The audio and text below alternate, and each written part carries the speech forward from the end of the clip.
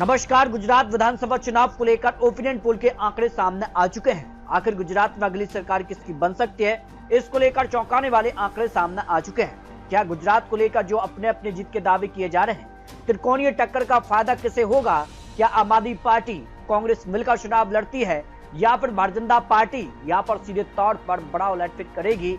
क्या गुजरात को लेकर जो अपने अपने जीत के दावे हैं, इसमें अगर बात किया तो असली किंग कौन होगा, इसको लेकर ओपिनियन पोल के आंकड़े सामने आ चुके हैं।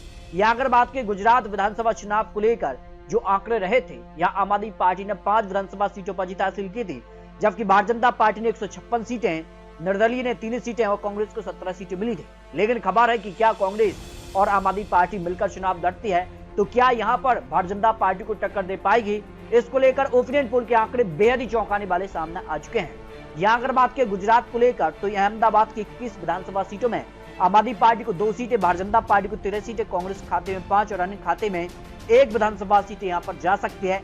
जो गुजरात विधानसभा चुनाव को लेकर ओपिनियन पोल के आंकड़े सामने आ चुके हैं। सुरेंद्रनगर की 5 सीटों में आम आदमी पार्टी को 0 सीट, जबकि भारतीय जनता पार्टी को 4 सीटें, कांग्रेस खाते में 1 विधानसभा सीट यहाँ पर जा सकती है। मोरबी की 3 विधानसभा सीटों की बात की तो भारतीय जनता पार्टी को यहाँ पर 2 सीटें मिल सकती हैं, कांग्रेस खाते में 1 सीट है और आम आदमी पार्टी अन्य खाते में 0 सीट यहाँ पर जाती नजर आ रही है।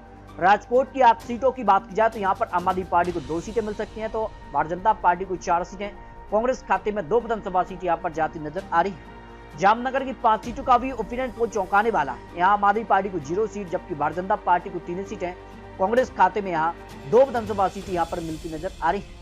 देवभूमि द्वारका की 2 सीटों में दोनों सीटों पर भारतीय जनता पार्टी एक तरफा जीत हासिल कर सकती है, जबकि पोरबंदर की 2 सीटों में यहाँ पर भारतीय जनता पार्टी और कांग्रेस के बीच है कांटे की टक्कर देखने को मिल सकती है। 1-1 सीट यहाँ पर जाती नजर आ रही है। जूनागढ़ की 5 सीटों को लेकर बात की जाए तो यहाँ आम आदमी पार्टी को 1 सीट, जबकि भारतीय जनता पार्टी को 3 सीटें और कांग्रेस खाते में 1 विधानसभा सीट यहाँ पर जाती नजर आ रही है। गिर सोमनाथ की 4 सीटों में आम आदमी पार्टी को 0 सीट, जबकि भारतीय जनता पार्टी को 3 सीटें, कांग्रेस खाते में 1 विधानसभा सीट यहाँ पर जाती नजर आ रही है।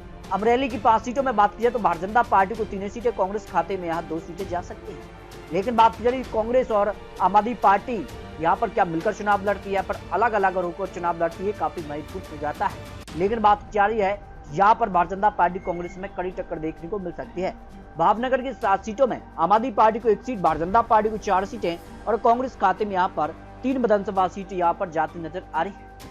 बोटाट की 2 सीटों की बात करें, दोनों सीटों पर भारतीय जनता पार्टी यहाँ पर पूर्ण रूप से कमल खिला सकती है। आनंद की 7 सीटों की बात की तो भारतीय जनता पार्टी को 5 सीटें, कांग्रेस खाते में यहाँ पर 2 सीटें और आम आदमी पार्टी यहाँ पर 0 सीट पर सिमटती नजर आ रही है। खोड़ा की यहाँ 7 सीटों में भारतीय जनता पार्टी को 5 सीटें मिल सकती है, कांग्रेस खाते में 1 सीट और आम आदमी पार्टी खाते में भी 1 विधानसभा सीट यहाँ पर जाती नजर आ रही है। महसागर की 2 सीटों में दोनों सीटों पर भारतीय जनता पार्टी की जीत की संभावना ओपिनियन पोल में दिखाई दे रही है। पंचमहल की 5 सीटों में आम आदमी पार्टी को 1 सीट और भारतीय जनता पार्टी को 2 सीटें, 2 सीट पर ही कांग्रेस यानी त्रिकोणीय टक्कर पंचमहल में इस बार देखने को मिलने वाली है। दाऊद की 6 सीटों की बात की तो 5 सीटों पर भारतीय जनता पार्टी और 1 सीट कांग्रेस खाते में यहाँ पर जा सकती है, जो ओपिनियन पोल के आंकड़े निकलकर सामने आ रहे हैं।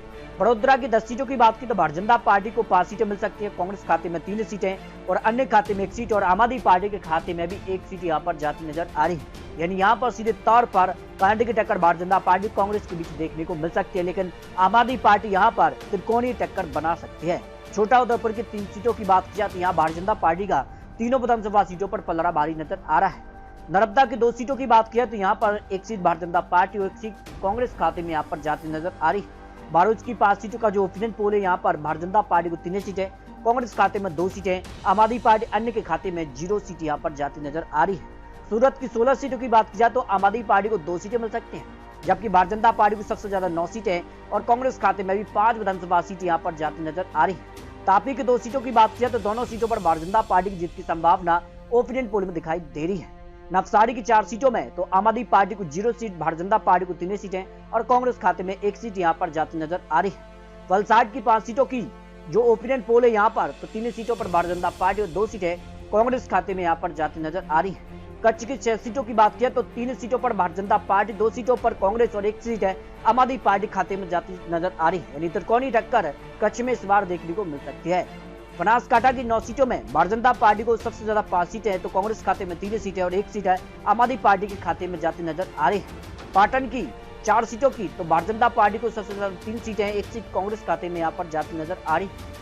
महसाणा की 6 सीटों की बात की तो भारतीय जनता पार्टी को 4 सीटें, कांग्रेस खाते में यहाँ पर 2 विधानसभा सीट यहाँ पर मिलती नजर आ रही है। साबरकांठा की 4 सीटों की बात की तो भारतीय जनता पार्टी को 2 सीटें, कांग्रेस खाते में 2 विधानसभा सीट यहां पर जाती नजर आ रही है। अरावली की 3 सीटों की बात की जाए तो यहां पर भारतीय जनता पार्टी को 2 सीटें और कांग्रेस खाते में 1 सीट यहां पर जाती नजर आ रही है। गांधीनगर की 6 सीटों की तो यहाँ पर भारतीय जनता पार्टी की 4 सीटें, कांग्रेस खाते में 1 सीट है और 1 सीट आम आदमी पार्टी के खाते में, यानी गांधीनगर में त्रिकोणीय टक्कर देखने को मिल सकते हैं। इस तरह से गुजरात की 182 सीटों का जो ओपिनियन पोल सामने आ रहा है, इसमें आम आदमी पार्टी को 14 से लेकर 20 सीटें जा सकती हैं, जबकि भारतीय जनता पार्टी 100 से लेकर 115 सीट, कांग्रेस खाते में 51 से लेकर 60 सीटें और अन्य खाते में 2 से 5 सीटों का अनुमान ओपिनियन पोल में दिखाई दे रहा है। लेकिन माना जा रहा है कि कांग्रेस और आम आदमी पार्टी क्या मिलकर चुनाव लड़ती है। अगर मिलकर चुनाव लड़ती है तो गुजरात में सीधे तौर पर कांटे की टक्कर भारतीय जनता पार्टी और कांग्रेस आम आदमी पार्टी गठबंधन की देखने को मिल सकती है।